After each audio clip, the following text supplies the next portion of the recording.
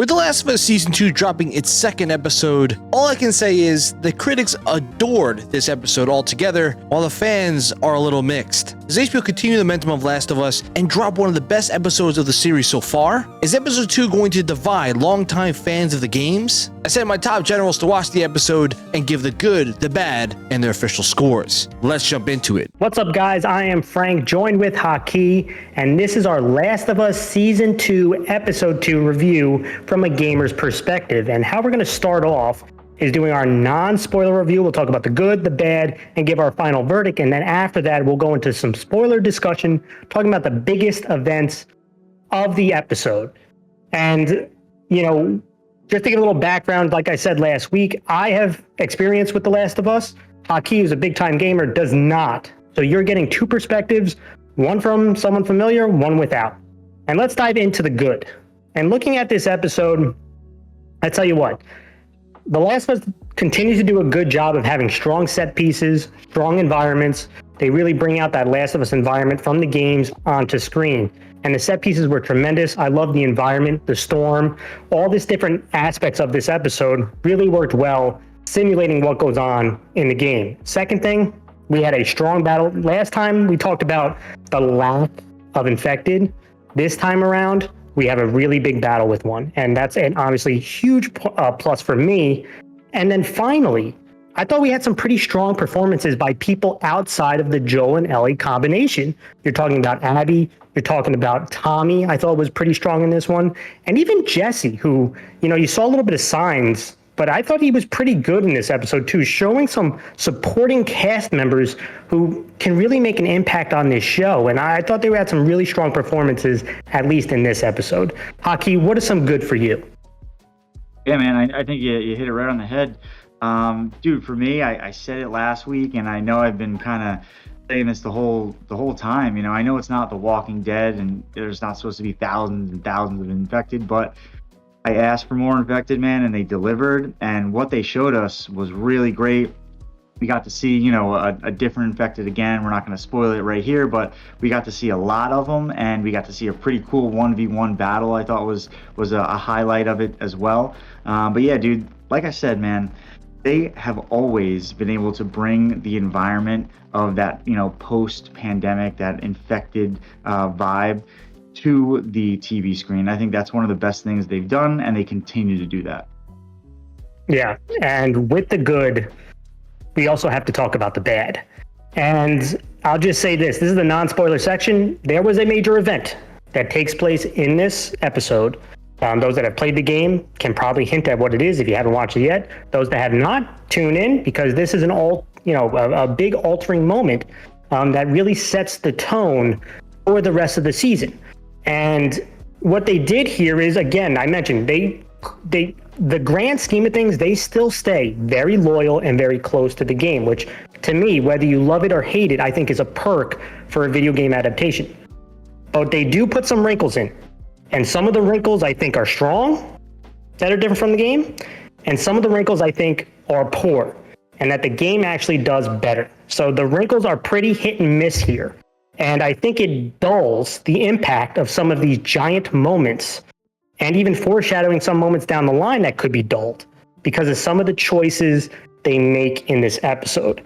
And because of that, I do think the impact that you're supposed to feel, at least from my perspective, is not as impactful. And I think that to me is a missed opportunity. It wasn't a bad opportunity, just a missed one. And unfortunately, I think it kind of draws it a little bit down from what could have been one of the best episodes in the series. Haki, what is one of your bad? Yeah, man, we're going to be talking about the same thing here. You know, it's an hour long, a little bit over an hour long show. And man, I think they messed up. They messed up the one thing that, again, we're not going to spoil it yet, but I think they made it way too quick. I think if they were able to drag it out maybe until the next episode somehow, it would have been more impactful, like you're saying. Like I said, dude, missed opportunity, and I didn't really feel, that heartbroken. I mean, I did, but it could have been, the feels could have been way better or way worse, depending on whose side you are.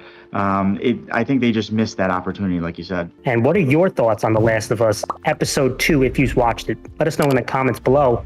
Also hit that thumbs up and subscribe to help support the channel. And think about becoming a member of the Marsman crew for some additional perks. And now, Haki, let's dive into our final verdict. And you did not play The Last of Us, right? I have experience with The Last of Us. And when I look at this final verdict, this one has had me torn all day thinking about this. I had one score for half the day, have another score for half the day, and I'm still, as I'm speaking, torn. Because they have aspects in this episode that should make it one of the best in the series. Similar to that of episode 5 of season 1, episode 7 of season 1, which I thought were elite episodes, and it has aspects of that in here. But the wrinkles, which I thought some were smart, that deviated from the game, which made it make more sense, which there were criticisms of that they actually answered in the game, that they changed in the show, and it made, to me, it solved some of those criticisms. But they also added components that made some stupid moments that really dulled the major impactful point at the end. This episode, all the way up to the end, was elite status, and at the end, dropped it down. And to me, I wanted to give this a 9. I really did. But because of the ending, I'm going to take it down a full point. And I might even take it down a little bit more as the season goes along. So I'm going to go with a flat 8. I think this is a good episode. And the reason why I didn't go down further, I looked at my last season 1 scores and try to match it up on where I would put this episode amongst them. It is not amongst the elite. It is not amongst the bad. To me, it's a good episode. And I'd have it as an 8.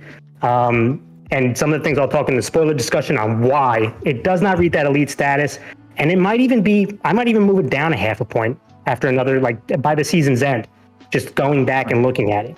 Or maybe I'll feel pretty confident about my score. But I am right now torn to pieces on this. Should it be 7.5? Should it be an 8?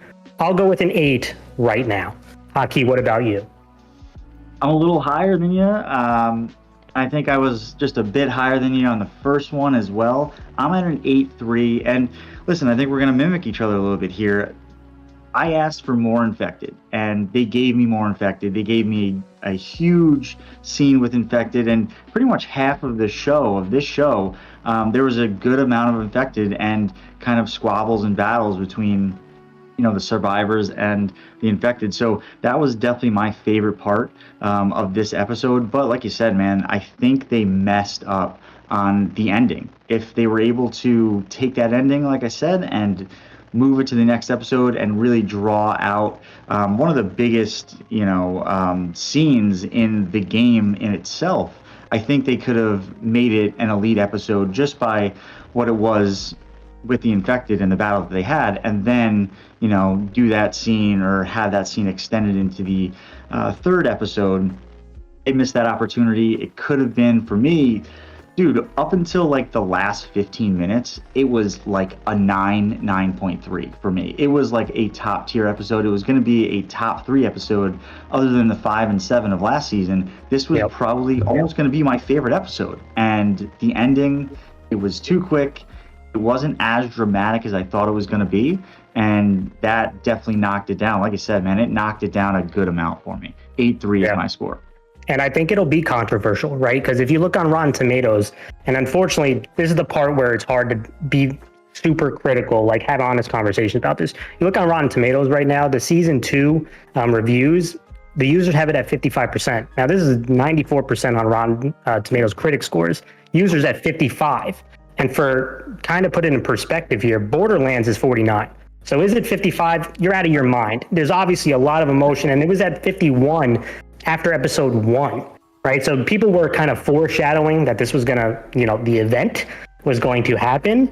But you look at IMDb, it's a 9.5 with 17,000 reviews. So you're getting extreme feelings on both ends on 2 different critic forums that I use, right? So this is going to continue. And this is probably one of those moments where the show is going to you're going to see it's going to be so interesting to see where the show goes now, and how people develop it. But I do think it'll stay close to the games. That is our non-spoiler review, guys. What are your thoughts on The Last of Us Season 2, Episode 2? Let us know what you think in the comments below. And now we are going to head to our spoiler discussion. All right, Haki, let's talk about our spoiler discussion. And like last week, we're not going to go line by line, scene by scene. We're going to hit up about 4 major points, 4 major events in this one that I think that we should talk about. First one being right out of the gate.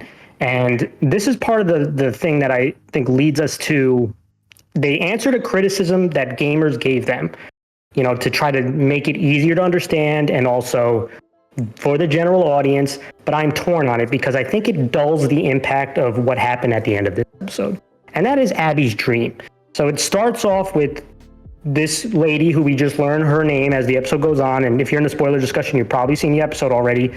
Abby going into this dark corridor with a gun draw. She's walking up to a door and she sees herself, right? She's obviously not duplicated. It's not real life. It's a dream. And she's talking to herself to don't go in that door, right? Because you know that he's dead. He said that he's dead. And she's calling herself a liar. And she goes in and then you could see the person crying and there's some screaming in the background. And then she wakes up and they're in a cabin. And you saw this group from episode 1 who is hunting Joel. Right, they talked about it, but you're seeing the impact here. And then they look over the town of Jackson, which that's what happened at the end of season 1. And they're talking about it is more security than they anticipated. They got dogs, they got more people than they thought. They got lights. They thought there was just going to be a small tented community, but it's actually like a city that they created. And so that's going to be much more difficult. And they're talking about plans on how we're going to infiltrate. Abby talks about, getting a patrol and making them talk. And then you can hear some of the back and forth about, hey, what do you mean make them talk? We only talked about going after Joel. No one else is supposed to get hurt, right? So you can already see this dynamic here that one person, this Abby, really wants to push the envelope no matter what to find Joel. Everyone else has kind of set this thing that we're only here for one guy. We're not willing to go that extra mile. So you can kind of feel that tension here. And then this bigger gentleman, Owen, talks about that he's coming up with a plan.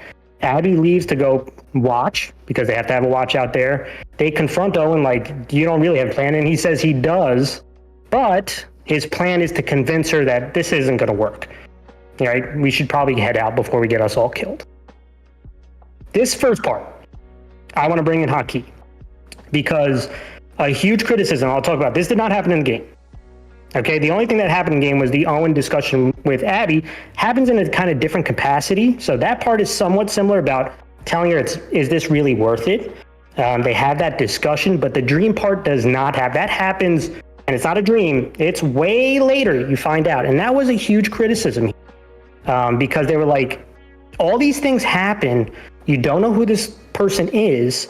You don't know their motivations. And then you start to find out their motivations as the game goes on, which is like, why do I care? And then like 10 hours into the game is when, okay, I realize what is going on. That's not in this, right? The show comes right out and tells you, here are the antagonists. Here is their motivations. And by episode end, kind of one side, right? So Haki, what are your thoughts? This is obviously, if the critics are saying we don't know what's going on, that is not the case. But in my opinion, it takes away the mystique, the mystery of the motivations of who they are. The first 2 episodes, they tell you straight out of the gate. And I think that hurts the ending a little bit in this one. But I want to know your thoughts, Haki. As someone who did not play, did it bother you? Do you like the way they set it up? Yeah, I mean, I actually thought the dream was pretty cool, like the writing aspect of the dream. But like you said, dude, they kind of threw you right in it right away. With no mystery, with no, not guilt, but like no care almost. Like they threw you right in it, and like I said, it did mess up the end part a little bit. I did like it though. I kind of liked the dream aspect. I bet that wasn't the only time she's had that dream as well. Yeah. It's probably a dream that's played in her mind, at least in the TV world. Yes, in the Probably a dream TV that's world. played in her mind a few times. But I did like the dream. But like you said, it was kind of quick. I think they rushed it, and right away you kind of know who's who. Yeah. And with Owen, I think you were talking about Owen. I agreed with him. Like, there's no way that they would be able to take over any type of town or anything like that.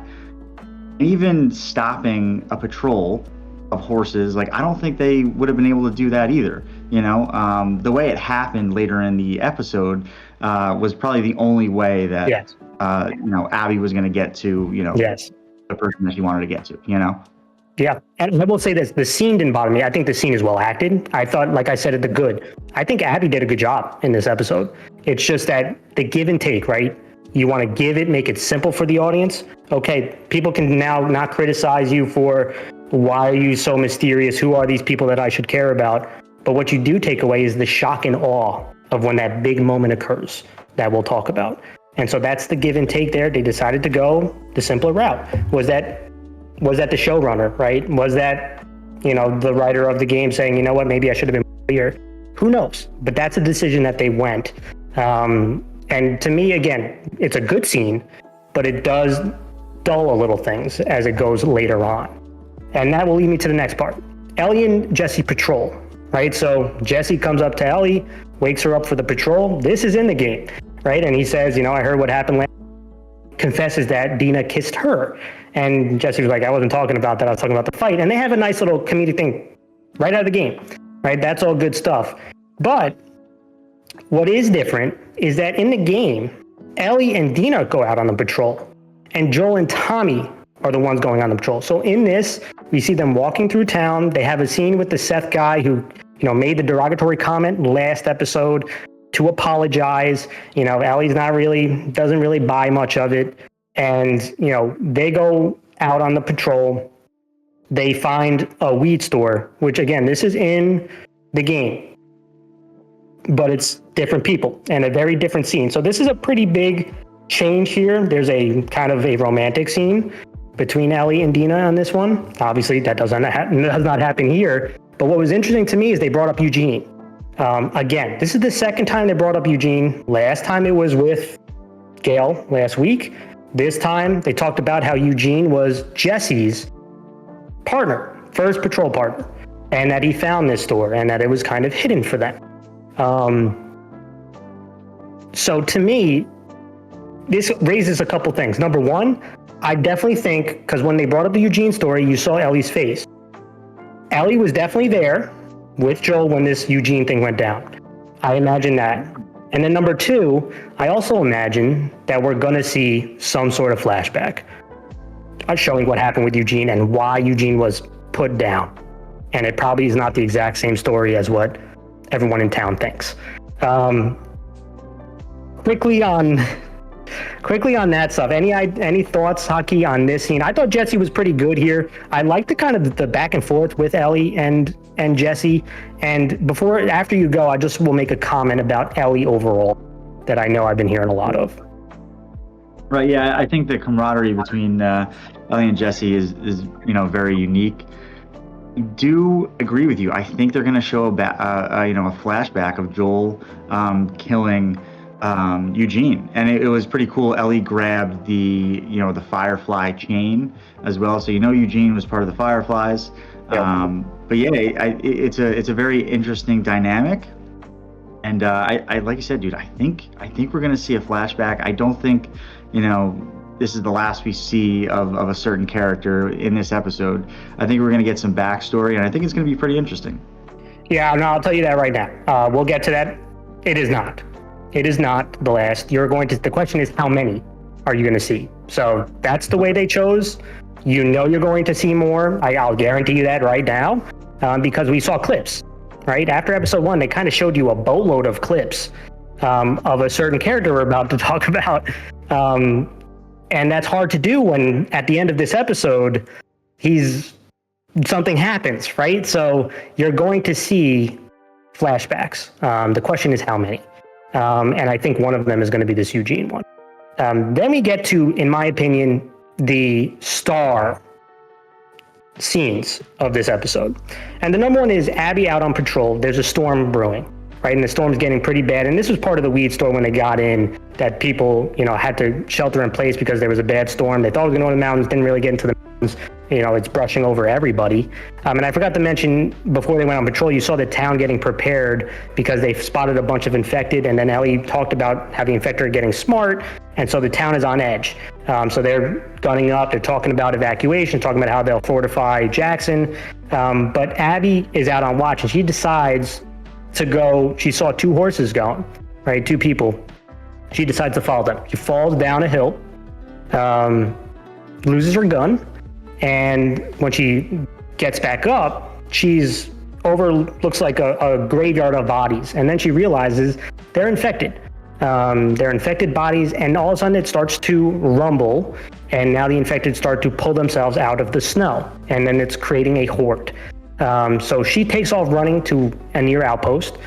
Cool scene, similar to what the game, she's jumping up over a ladder. She gets to the other side, and then the infected cave down the ladder, or cave down the fence, and she has to crawl through this hole here, which again, from the game, right? Cool scene. From there, she gets one of the infected come through, and then she, again, and I said I was going to talk about Ellie. I'll leave that part. I'll talk to Ellie at the end of this episode because I want to get to this part. But Abby gets to the end of the road. The infected come through, is about to bite her. The gun comes up, pops, right? Blows the infected's head. It's Joel, tells her to get up. They run inside, and when she closes the door, Dina, who is with Joel on patrol, can't see him, right? Doesn't know that he saved somebody, and shouts his name, right? And now, obviously, Abby's connecting the dots here, right? This is potentially the person that I'm looking for. So she tries to reach for a gun to try to maybe make a move on him, realizes she lost the gun. So now it's got to be something she's got to be intelligent-wise. So you see Joel and Dina talking, that they're in trouble, that the horde is coming through at the outpost. They got to get the hell out of there. And so Abby makes the comment that, I have a place where my friends are at, and we have weapons, we can fight soldiers, whatever. And they don't really have a choice, right? They have to leave because the horde is at the outpost.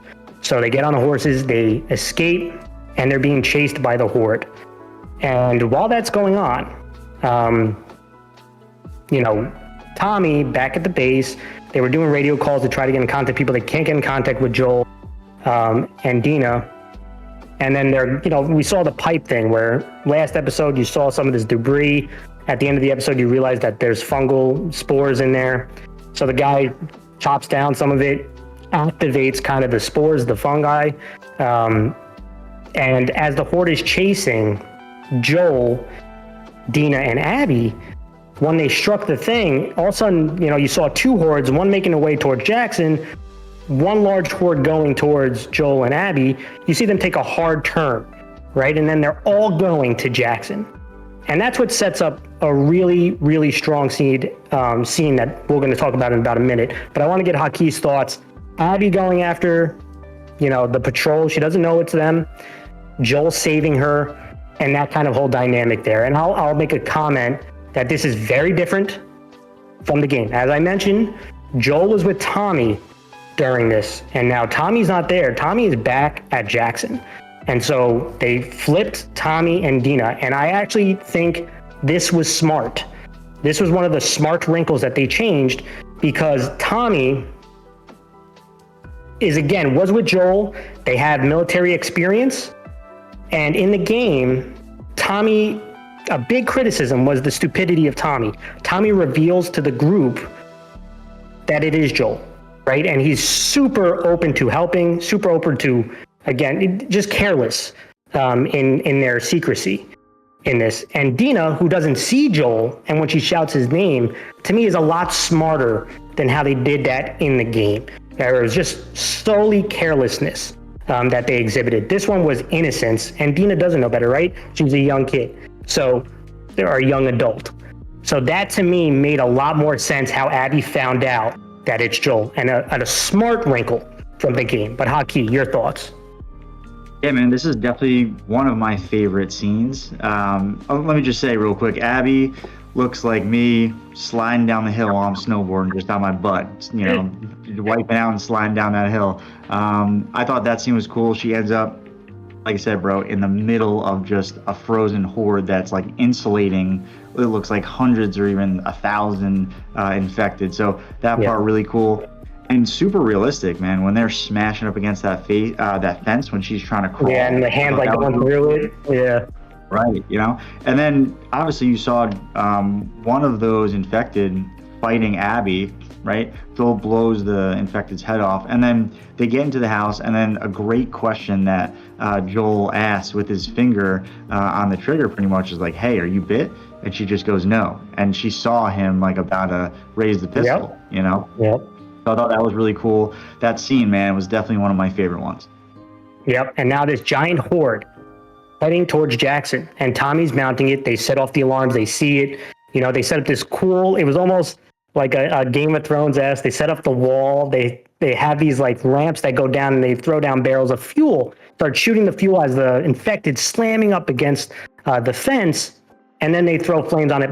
Creates huge explosions. They're starting to gun down everyone at the point of the fort.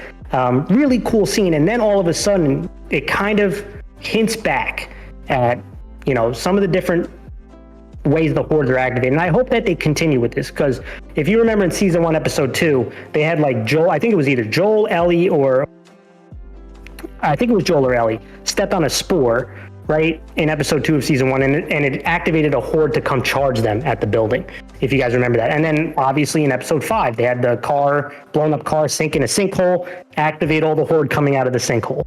And in this one, it was again Abby stepping on the snow, or the guy striking the debris. If that's a thing, because they only showed that once. So is this going to be a one-time thing again? I hope not. I hope they continue to do these kind of aspects. But again, you saw that the spores started to be smart. They stopped running up against one wall. They went around into another part of the wall where they were not fortified up top. And one of them was a big-ass bloater, which we remember, great scene from season 1. He comes back here, breaks through the wall. You get this great confrontation out on the street. They got the flamethrowers. A couple guys just bail and run like cowards. And you see Tommy. This is where, to me, Tommy really...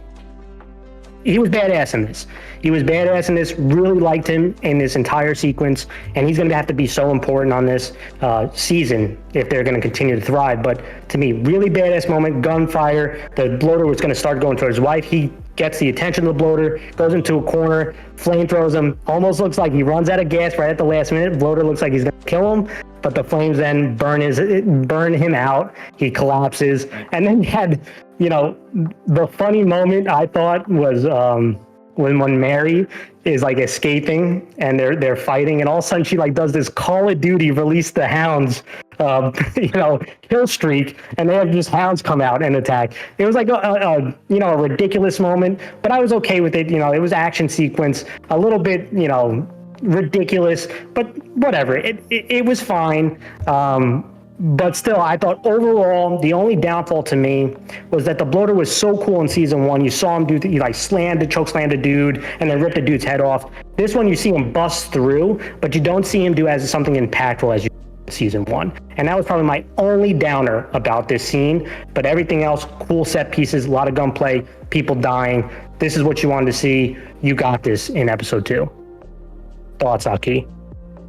Yeah, man, this is what I asked for, and they delivered. I asked for more infected, and this is what they gave me. They gave me a great infected scene, hundreds, if not 1,000 infected, charging the city, invading the city. It was really great. That 1v1 that Tommy had with the bloater, I thought it was really cool. Like you said, though, they probably could have had the bloater kill like maybe 1 or 2 people, or even just shove another infected out of the way. Something, give me something, right? But altogether, like you said, gunfire, explosions, a ton of infected, great combat scenes. So I really love this one. And this, I'm assuming this is probably going to be the biggest infected fight that we see this season. If not, then I'm totally for it. I'd love to see more infected like this. Yeah. I'm interested to see exactly what you just said, because Again, it costs a lot of money to do these big fights. I hope to see more. Yeah. Then we get to the final one.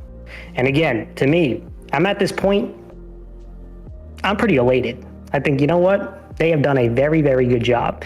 And then here is where some of the wrinkles that they decide, because again, that Jackson fight, that's not in the game. Like what you saw Tommy at Jackson and them doing that big gunfight in Jackson, that is not there. So that was new, wrinkle, worked. Then we get to that. And I mentioned before that the Horde, when they hit the debris, the Horde that was chasing Joel, Abby, and Dina, they take a turn. They go with the other Horde and attack Jackson. The problem I have here is originally they were escaping the Horde. They had no choice but to go towards the cabin. Now that the Horde leaves, Joel sees that, Jackson's in trouble. And he says, I got to go. And whether I make it or not, I got to go back. And then Abby said, we're 1 minute from the cabin. We have guns, blankets, food, we can help you fight. But the problem with that is, again, they took away the threat.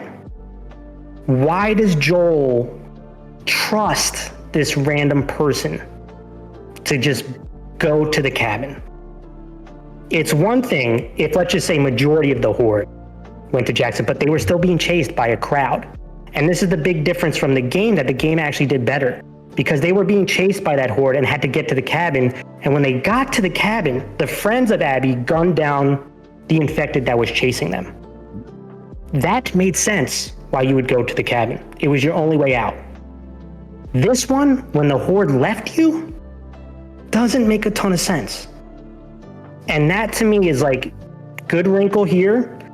And then this one, where the Horde leaves and they're like, yeah, let's go get your guns and the fighters that you have and you'll help us. Go, but why? Right? Why? That's a big leap of faith. And to me, it's just like, we don't have time to flesh this out. We got to get this train rolling. And that's where the pacing now. And that's one of the big problems that I have. Then they get there. They both get in. Again, in the game, it was Tommy. This time it is Dina. They find out, Abby says to help them. She said that person's Dina and that person is Joel. The mood completely changes. The guy with the Manny grabs the pistol, takes it to Dina. Joel is stuck, right? Because they have Dina hostage. They disarm both of them. They say, we're going to give Dina the shot, right? Because they're really only there for Joel. They don't want to kill anyone else, but Abby's trying to put up a front. And maybe it's not a front, but the rest of the group is like, we're only here for him. She's like, you tell us the truth, or if you don't give her the shot, I'll bust out, I'll bash her over the head. Right? That's what she said. And so this lady, Mel, gets the shot. No one really has a choice here. Gives her the shot. She passes out. And then Abby tells Joel, if you tell the truth, I'll let her live. Joel does tell the truth. Right? And then you get kind of the monologue from Abby. She takes out the shotgun, blasts him in the leg. That is what happens in the game. Some of these aspects happen in the game. But a big difference to me, again, we have the golf club, right? She talks to him on the monologue. In the game, Joel does say a different line than what he says here. And here he says, shut the F up and just get on with it, which was a good line. I don't think as good as the game. On the game, he gives you a little bit more. But she gives an entire speech on who she is, what you did, right? And that she wants her revenge, practically. That's where I'll just go. I won't go line by line here. I know some people didn't love the monologue. I was fine with the monologue. I thought Abby showed a good, ruthless villain at this moment. The only issues that I have was, Owen, I think, was depicted well. Mel was pretty much the Mel that I remember from the game. Manny was the Manny that I remember. Nora was a little different, right? They saw like a group that was very, outside of Manny, that was very hesitant about what was going on. As Abby, blasts him in the leg, tells Mel to wrap him. That was all a cool scene. Then the golf club comes up and he starts bailing on him, starts bashing on him. And I forgot to mention that, Ellie and Jesse, who get a call to, can you find Joel and Dina? And they do, they split up. Ellie ends up getting to the cabin, and this happened similar to the game. She walks in with the gun, sees that they're beating up on Joel. She tries to shoot. May cuts her off. They throw her to the ground. Now, they do rough her up more in the game, and this is where a big difference is. The game was a lot darker. And part of it is Abby was built like a wrestler, and she was beating the absolute hell out of Joel. This time around, obviously it makes more sense that she's not, caving his head in with her fists, because she's not built like Dwayne "The Rock" Johnson. You know what I mean? So it makes more sense that he's not as brutalized by her when she's, wailing at him with her fists, because she's a normally built woman at this point. So I can understand that wrinkle, but, Ellie was just thrown to the ground. They rough her up in it. Really, Tommy gets roughed up. I get it. They put Dina to sleep. Whatever. We'll cancel that out. But they also rough up Ellie a little bit. And then you get into the point where Joel is killed, right? She says, please don't, Joel, get up. That's similar to what is in the game. You can see Joel can't talk. He's been beat the crap out of. And then Owen goes to Abby, tells him to end it. Similar to what as she grabs the broken, golf club that she was beating him with and stabs him in the neck. Now, the stabbing didn't look that great. It looked like he stabbed a pile of clay, right? There was no blood squirting, no anything like that. But again, I'm diving into little details here. Then they, Ellie kind of loses it, right? She talks about she's going to kill all of them. She gets kicked in the guts, probably breaks a rib. I think that's probably what they were trying to simulate. She crawls over, and there's the scene at the end, right, as they leave the house. And again, a lot of similarities to the game, but the game was more gruesome. In the torture scene, they beat up on Ellie. And then the part that also bothers me here, and I know I went on for a little bit, but this is obviously a huge moment in the story, is at the end when they, because Tommy and Ellie are still alive there. And then there's this confrontation between the group on, we need to kill them because they have seen us, right? And they go back and forth. Owen, I think, is fighting with Manny on it, or remember, but there's a confrontation in the group, like, we have to kill them because, they've seen us. And on it, from a logical standpoint, it does make sense why they would feel that way, right? Because you don't want witnesses. But Abby, as they're arguing, tells them, no. Like, I came for Joel, and we'll leave them alive. And to me, this is a small detail that many probably go over a lot of people's head, but to me is a significant one because of confrontations that happened later in the story.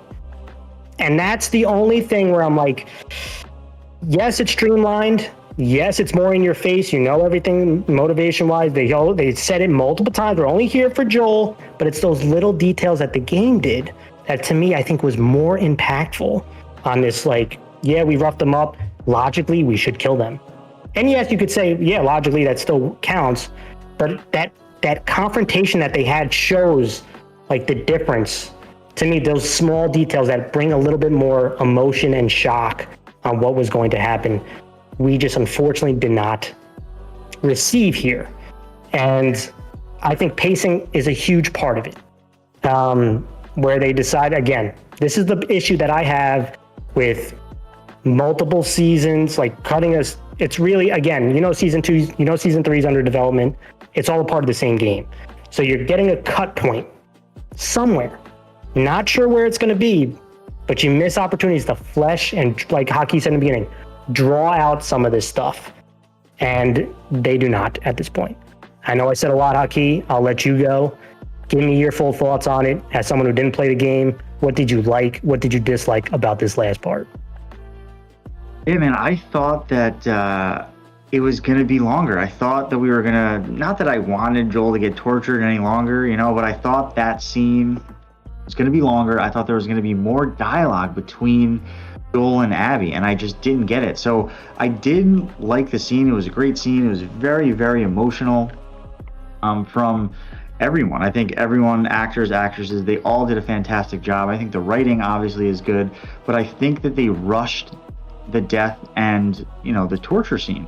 I wanted to see more dialogue. I wanted to see specifically dialogue between Joel and Abby. Like, give me, like, Joel, give me your thoughts on, or give Abby your thoughts on why you killed her father. Like, I needed something more, and I didn't really get it.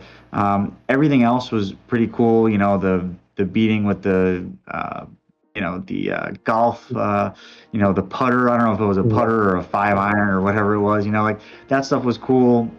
Ellie coming in, getting cracked in the ribs, obviously, and then having that super emotional part where it was pretty much she's alive and Joel's dead. All that stuff was great. Even the horseback ride back towards, the place was, super emotional, where you just see Joel's body being dragged behind the horse. It's really emotional. I think they got the scene and they did it creatively, and they did it correctly, but I needed more dialogue from Joel. So that was from a point of view of someone who didn't play the video game. I thought in a TV show they were definitely going to show a little bit more of that confrontation before Joel met his end. Yeah, and I think, and that's why I wanted to give it a 9, but I took a full point off, and I was close to doing a 1.5, because in a game, I think it's harder, right? Because you need to play the game, right? There's gameplay. You can't, it's not a movie, right? So you have to play it, and I understand you have a lot in the game, you got to get things moving. But in a TV show, you're hoping to get a little more detail. And because of, again, showing who the antagonist right away, showing their motivations, and then showing who they are in 2 episodes, the only thing that was a shock and awe was, like, my only thought is, if you didn't know about the game at all and didn't know what happens in the scene, you're like, how does Joel get out of it? Maybe they just beat the hell out of him, they find an escape somehow. But you didn't get that shock and awe on who this person was and why they're doing it, because they already told you, right? So I know that there was a huge criticism from the game, and this is why I pushed back on it about the game, because you lose that shock and awe of who they are. You could give hints to it, like I thought in the first episode, but then in the second, you know exactly who she is, exactly, and why she wants this. So that's the only problem, in my opinion, is I was a little nervous about it at the first episode. Second episode kind of convinced me. Maybe not for you guys. Maybe it was the right amount of touch for me. But for me, the shock and awe of what just took place was a little dulled. And I think the game did it a little better. But I still thought Abby was great. That music that you saw at the end, it was actually a trailer music from The Last of Us Part 2. So a nice little tidbit there. And then the last thing I'm going to say, Haki, and I'll get your final thoughts because we've been going a while. This is a huge episode. It's a little longer. Was about, a lot of talk about Ellie, the casting, Ellie as a character. Right now, it's not great, but it's also not bad for me. She feels like doesn't give a damn about anybody. But it was an interesting part with her and Jesse where she talked about she wanted to go with Joel, and he confronted, I thought you were avoiding Joel. And then she hinted that there was something that happened on the night of the first episode that we do not see.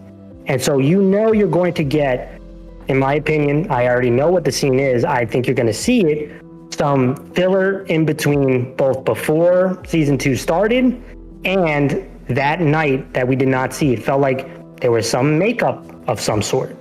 So there was some hints there. You're not going to get the last of Joel, but I'm still going to give, I know, like we're saying, same as she did season 1, and that, I think there's some merit there, but this is where I want to see character development, right? How this changes things.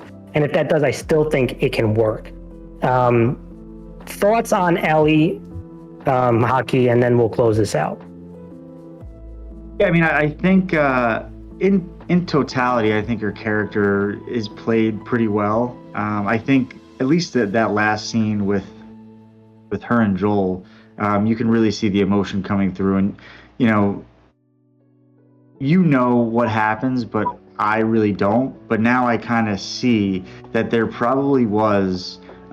They were probably on good standings, a little bit of good standings. Yeah, but we didn't see it, right? So the makeup scene, yeah, that they definitely portrayed that, at least in the last scene, which is great. And just in general, like the episode, kind of a double-edged sword for me. I love the invasion. I love the infected scene, but in total, dude, I think they took away a little bit from Joel's death, and they could have had more dialogue. But Yeah. again, we're going to see what happens after this, and I'm definitely excited. Yeah, absolutely. And everyone's talking. Is this the Ned Stark death or the Glenn death from Walking Dead? So Ned Stark is a Game of Thrones reference.